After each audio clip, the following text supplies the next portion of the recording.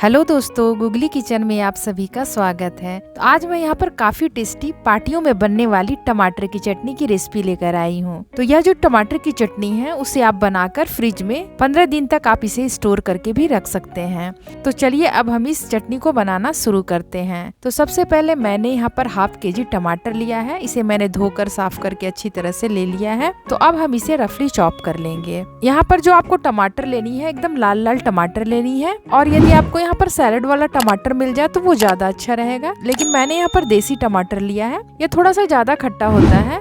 तो यहाँ पर जो टमाटर आपको लेना है वो थोड़ा सा सख्त टमाटर लेना है, और देखने में लाल हो लेकिन वह सख्त हो। एकदम गीला गीला वाला टमाटर यहाँ पर आपको यूज नहीं करना है। तो अब मैंने टमाटर को काट लिया है। तो अब इस टमाटर को हम साइड में रख देते हैं। उसके बाद मैंने यहाँ पर पका हुआ केला लिया है। तो मैंने 4 पीस यहाँ पर केला लिया है, क्योंकि मैंने यहाँ पर हाफ केजी टमाटर लिया है। तो उसके अकॉर्डिंग मैंने यहाँ पर 4 पका हुआ केला लिया है।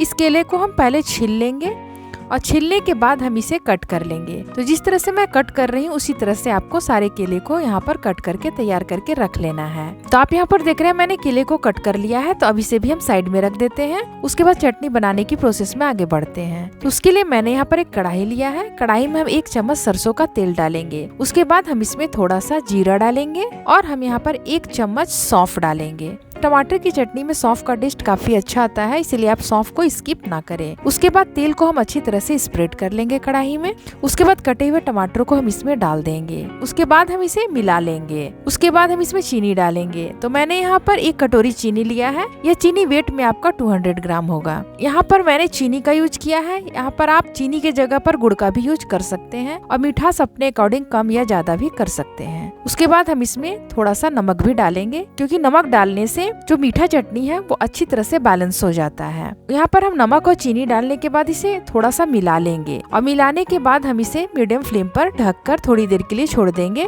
ताकि जो टमाटर है वो थोड़ा सॉफ्ट हो जाए। हमें टमाटर को यहाँ पर ज्यादा नहीं गलाना है। आधे मिनट तक मैंने इसे ढककर छोड़ दिया था, तो टमाटर जो है वो कुछ सॉफ्ट हो गया है, और इसने काफी पानी रिलीज किया है। हमें इसमें ऊपर से पानी वगैरह नहीं डालना है। टमाटर से जो पानी निकले उसी पानी से हमें चटनी को बनाकर तैयार करनी है, क्योंकि इस तरह से यदि आप चटनी को बनाकर तैयार करेंगे आपका जो चटनी है वो काफी टाइम तक रहेगा। इसकी सेल्फ लाइफ बढ़ जाती है, और आप इसे फ्रिज में आराम से स्टोर करके 15 से महीना दिन तक आराम से आप इसे खा सकते हैं। तो आप यहाँ पर देख रहे हैं मैंने ढक ढक कर थोड़ा सा टमाटर को सॉफ्ट कर लिया है। उसके बाद कटे हुए केले को हम इसमें डाल देंगे, और कटे हुए केले डालने के बाद हम इसे थोड़ा सा मिला लेंगे। यहाँ पर आपको टमाटर को हल्के हाथ से चलाना है। आपको यहाँ पर टमाटर को थासना नहीं है, इसे क्रश नहीं करना है। टमाटर को यहाँ पर खड़े खड़े ही रहने देना है।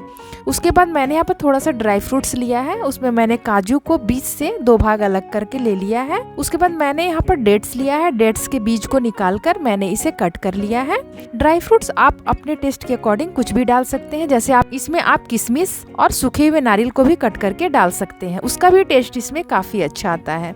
तो अब हम इसे थोड़ी देर के लिए ढककर छोड़ देंगे, और इसमें हम ऊपर से थोड़ा सा तड़का लगा लेंगे। तो तड़का लगाने के लिए मैंने यहाँ पर एक तड़का पैन लिया है। अब इस पैन में हम 1 चम्मच शुद्ध देसी घी डालेंगे, क्योंकि इस चटनी में देसी घी का ही तड़का अच्छा लगता है। घी को हमें ज्यादा गर्म नहीं करना है। उसके बाद मैंने इसमें 4 से 5 लहसुन को क्रश कर लिया था, उसे हम डाल देंगे। और यहाँ पर मैंने 2 सूखी हुई मिर्च को कट कर लिया था, उसे हम डाल देंगे। और थोड़ा सा हम लहसुन को यहाँ पर भून लेते हैं, ताकि इसका कच्चापन हट जाए। यहाँ पर लहसुन को हमें ज्यादा नहीं जलाना है, बस हल्का सा भून लेना है, ताकि इसका एक गुलाबी सा रंग आ जाए। तो आप यहाँ पर देख रहे हैं लहसुन हमारा पककर तैयार हो चुका है। उसके बाद हम यहाँ पर फ्लेम को ऑफ कर देंगे, और ऑफ फ्लेम में हम आधी चम्मच लाल मिर्च पाउडर डालेंगे। उसके बाद हम तड़के को कढ़ाई में डाल देंगे। इससे क्या होगा कि हमारी जो चटनी है वो थोड़ी मीठी, नमकीन और थोड़ी तीखी बनकर तैयार होगी। तड़का तो ऐसे मैंने ऊपर से डाला है। यदि आप तड़का नहीं लगाना चाहते हैं तो सबसे पहले जब कढ़ाई चढ़ाते हैं हम, उसी समय आप इन सभी चीजों को सबसे शुरू में ही डालकर बना सकते हैं। जैसे मैंने तेल के बाद जीरा और सौंफ डाला था, उसी समय आप लाल मिर्च और लहसुन को क्रश करके डालकर इसे बना सकते हैं। लेकिन मुझे ऊपर से थोड़ा सा तड़का लगा हुआ